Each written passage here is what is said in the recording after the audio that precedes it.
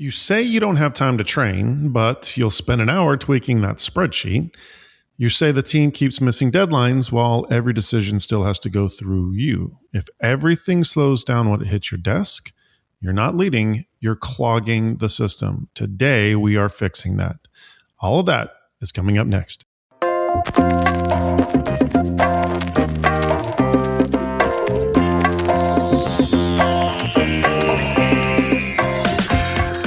Welcome to the Chris Lacurdo Show, where we discuss leadership and life and discover that business is what you do, not who you are.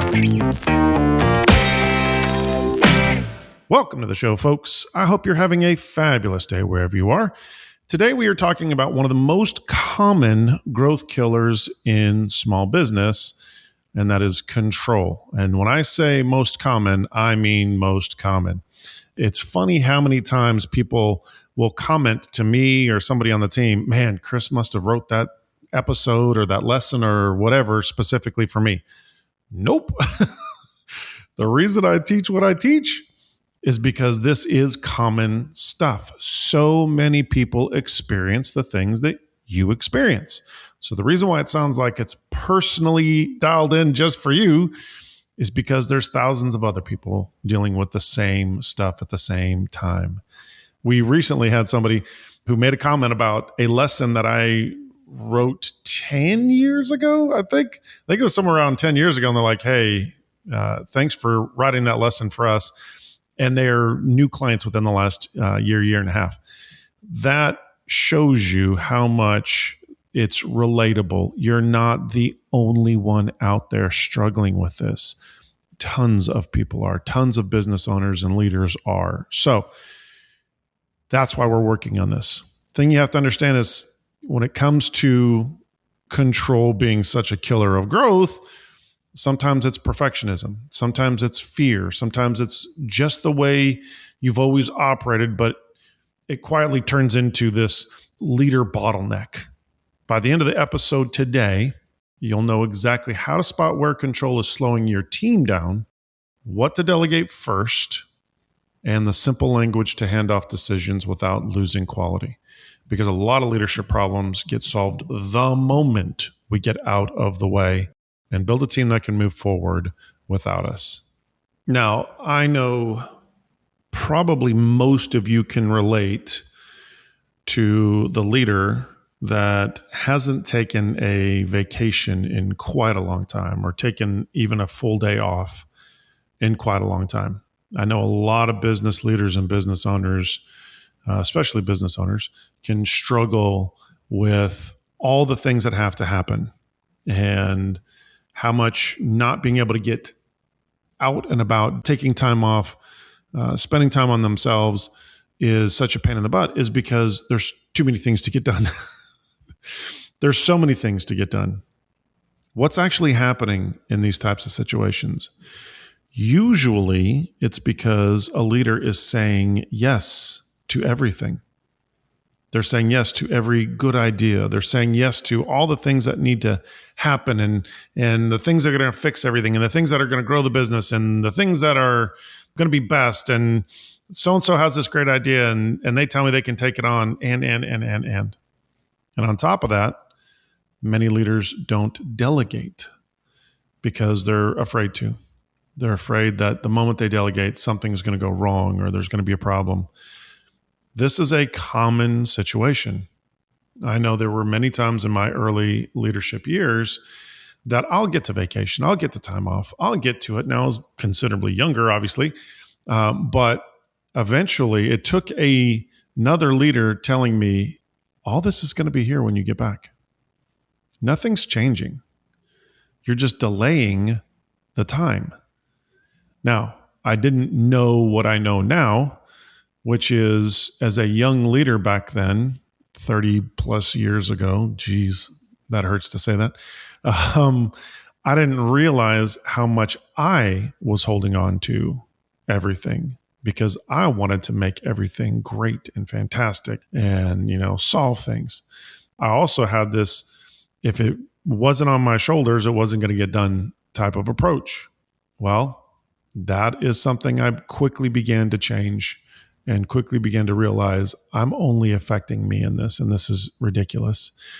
As I started to take time off or do things differently, I started to recognize how much I was bottlenecking my own system. So it wasn't, I didn't own the company again. This was me leading for another business way, way back then, 30 plus years, back in the early to mid 90s, I believe. So here's what we're going to dive into today. Why leaders often don't recognize themselves as the bottleneck, how fear and control sneak into just helping, as I do my air quotes, the surprising cost of refusing to delegate, and 3 steps to start clearing the path for your team starting right now. So first thing, you have to get to a place of recognizing if you are using your calendar properly, then your calendar doesn't lie. If you have a super busy schedule, then that's probably where the bottleneck is hiding. Now, unless you have a team taking things on, probably 15 to 20 years ago, I had a ridiculously busy schedule, but I also had a phenomenal team that was taking on a lot of this stuff. Delegation was fantastic. Team was operating really well. Everything was going great, but I was still ridiculously busy. There was so much going on. And you know what?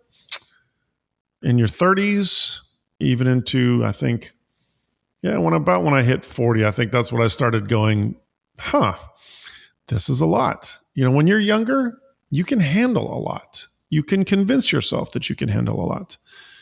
But what I'm telling you is, if you plan and prepare properly, then you can actually put things in place where you don't have to be so busy.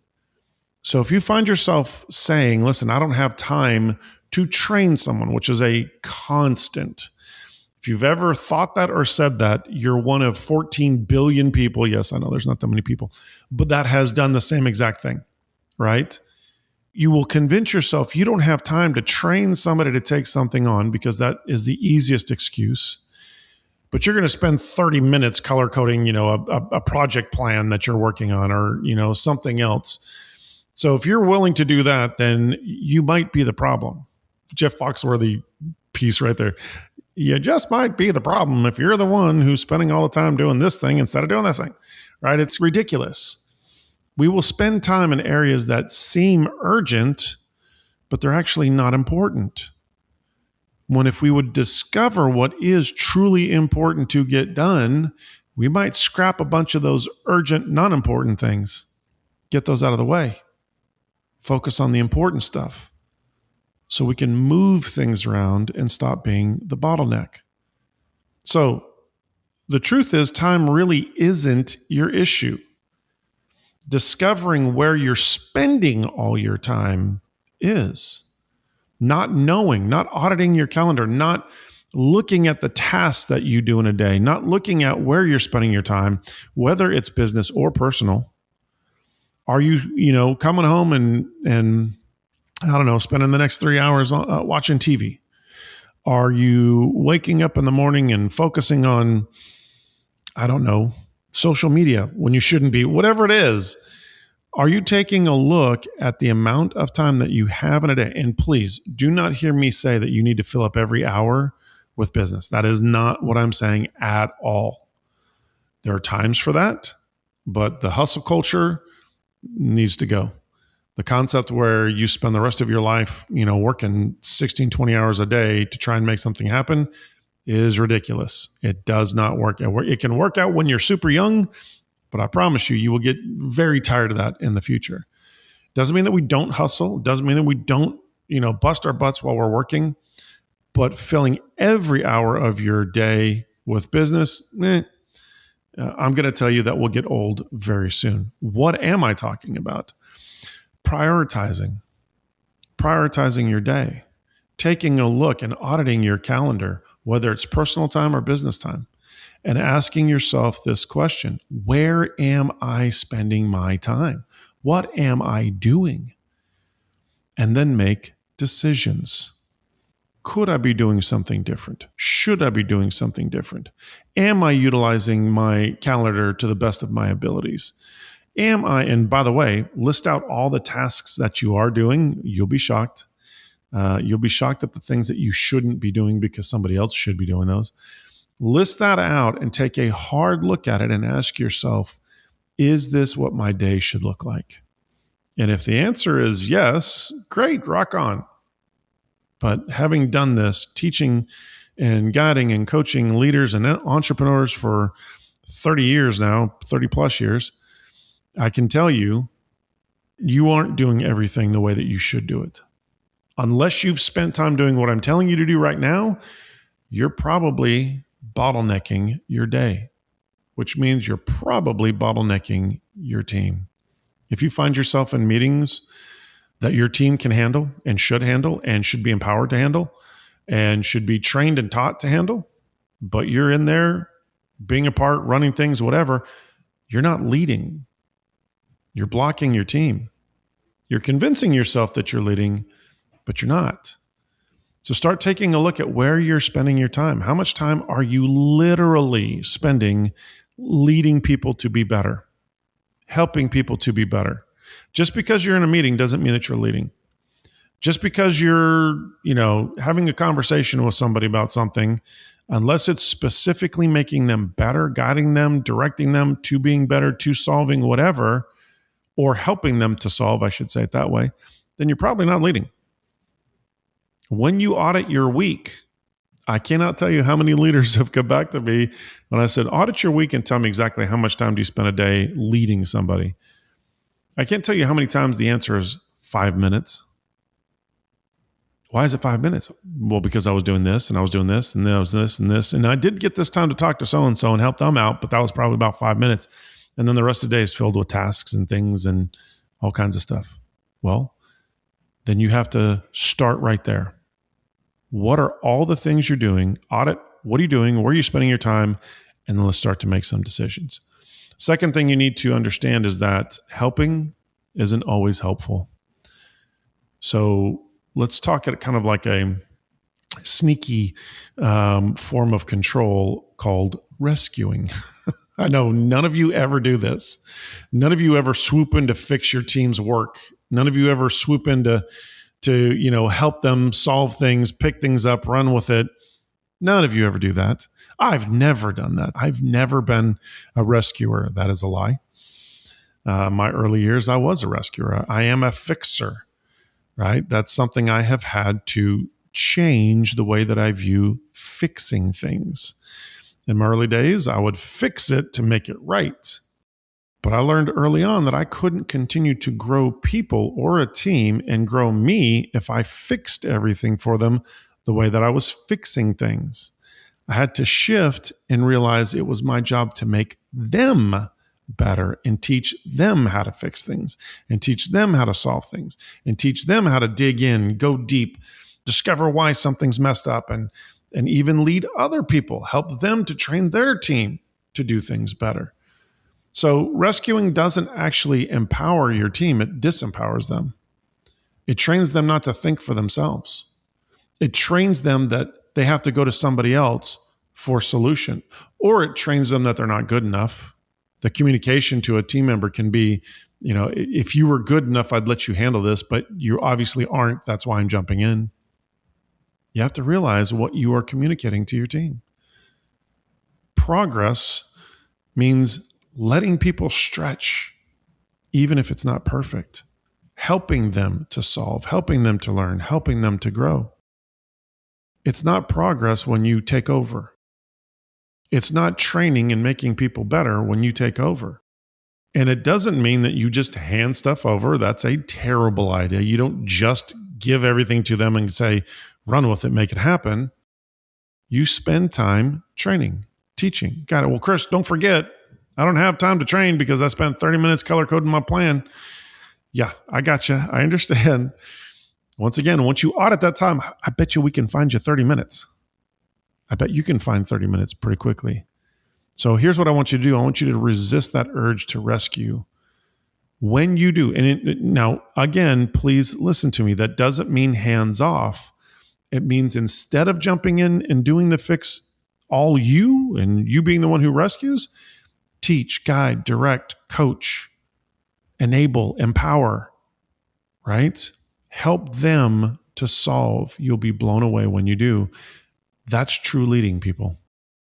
That's when you know you're leading well, is when you're leading people to solve and you're helping them to solve on their own. Next thing, it's highly possible that you built a system that's currently failing you.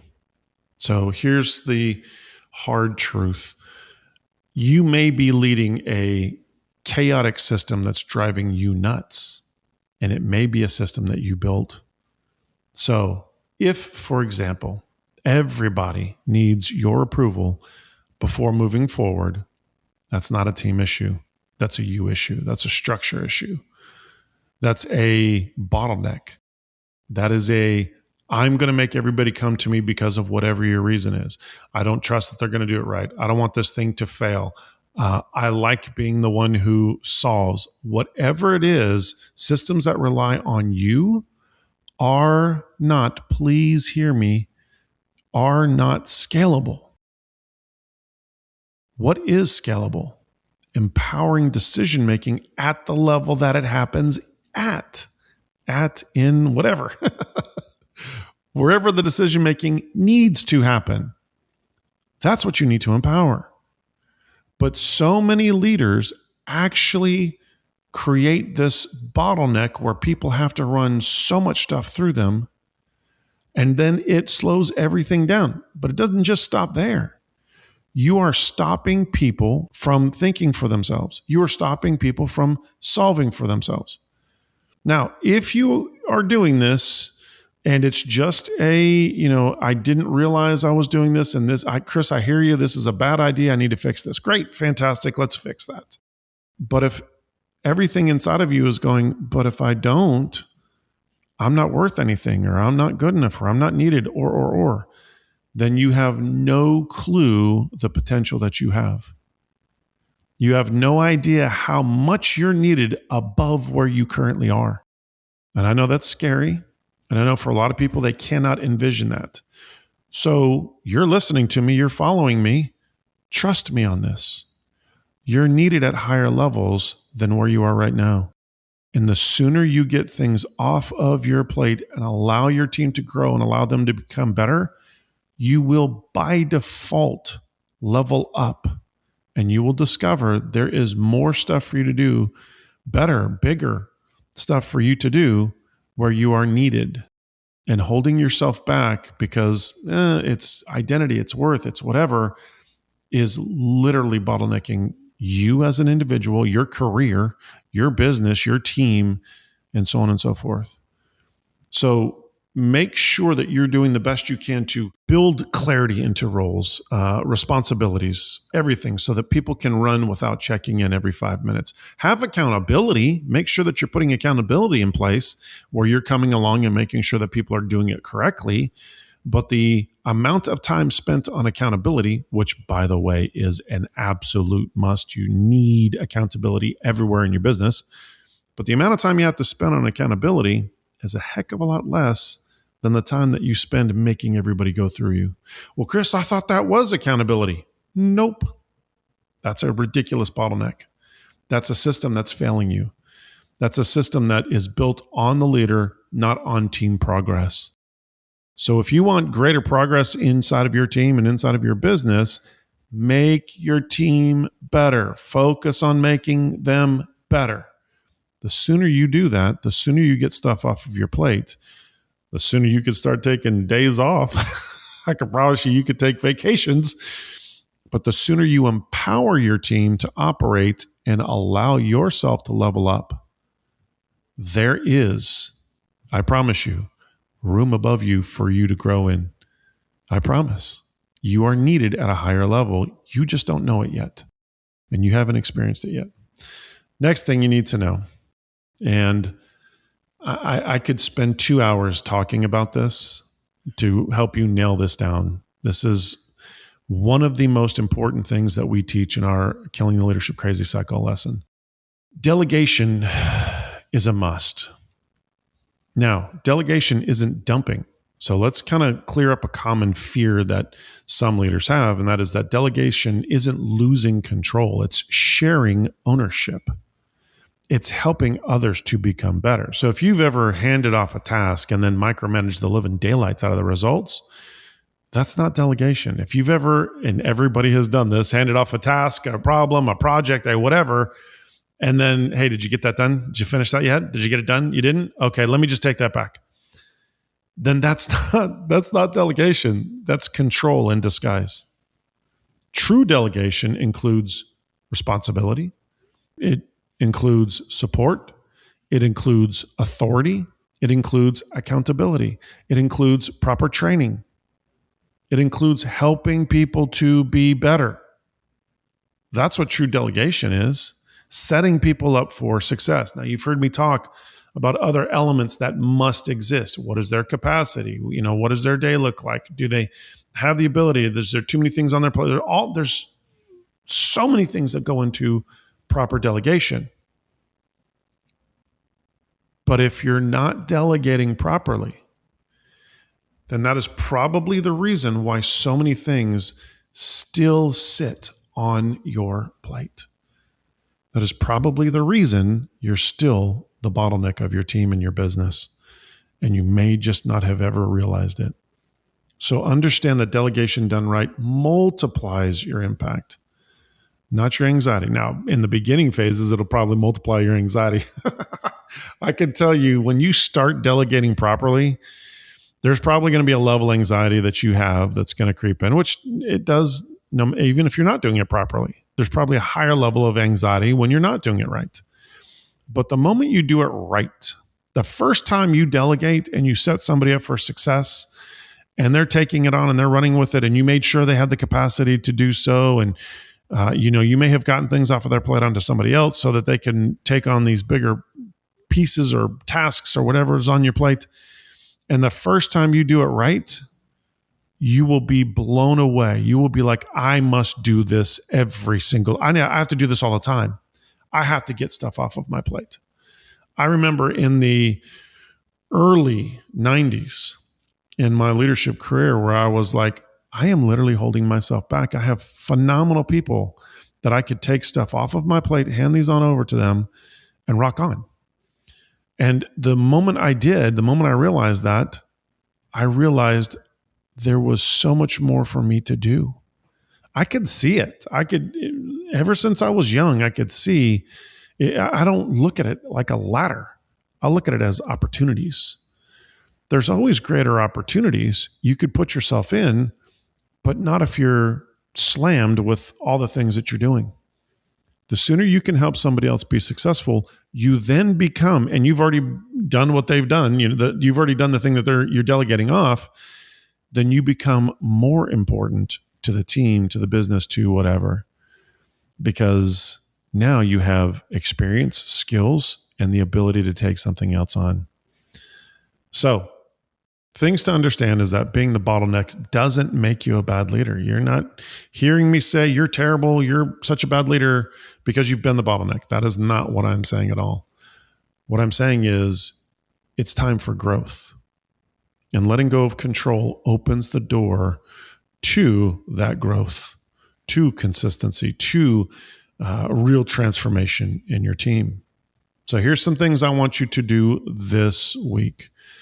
The first thing, check out your weekly calendar if you're using it. Highlight 3 things in this week that you can change and that you can delegate and you can get off of your plate. These do not have to be huge, right? This could just be 3 things that you train somebody specifically, you set them up for success, you check in on them, you hold them accountable, but you get it off of your plate. What does it look like? Now, don't dump it on somebody. Again, here's the dumping part.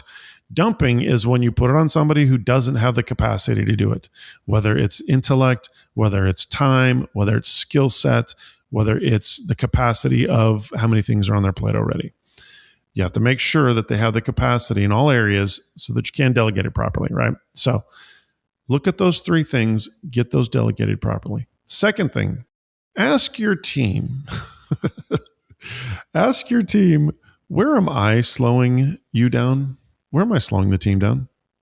And allow them to respond honestly. Again, my caveat always is, if you have the unhealthy person trying to take you down a notch, then you're probably going to, strike their response. But you probably have some really good people on your team that can be honest and can tell you, here's where I feel like you slow things down. So get in with your team and find that out. Third thing, and you might even ask the question, where am I not empowering you, right? How can I empower you more? Do you know that some people are going to be like, make me the CEO. I got this. There's probably going to be some people who feel like they could take on 10 times the amount of stuff that they're doing. Take that with a grain of salt. If they do give you good ideas, maybe start empowering them in those areas. If they're like, hey, I can take on so much more, well, you need to really evaluate their capacity, because many times that's people pleasing. I'm not saying it all the time it is. There's sometimes that people want you to be happy, and so they want to take on a ton of stuff. So just make sure that they have the capacity.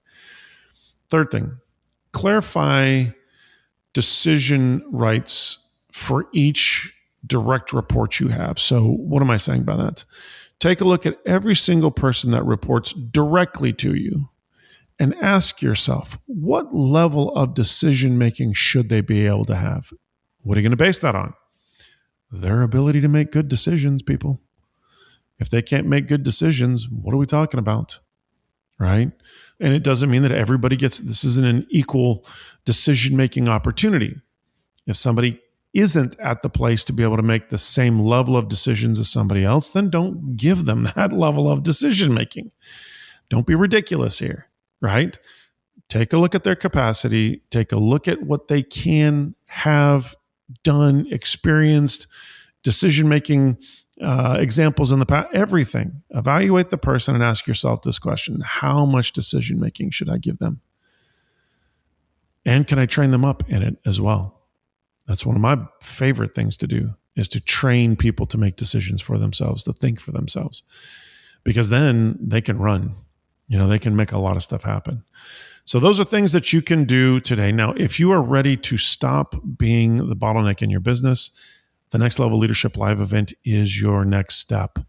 You're going to learn how to create healthy systems, how to delegate with confidence and purpose and be successful at it, and build a team that owns their own results, which is so needed. It's not about doing more. It's about doing better through others. So get your seat at chrislocurto.com/live events, one word, live events. That's chrislocurto.com/live events. Folks, when you lead better, your whole business gets better. So let's make that happen. As always, take all of this information, change your leadership, change your business, change your life, and join us on the next episode.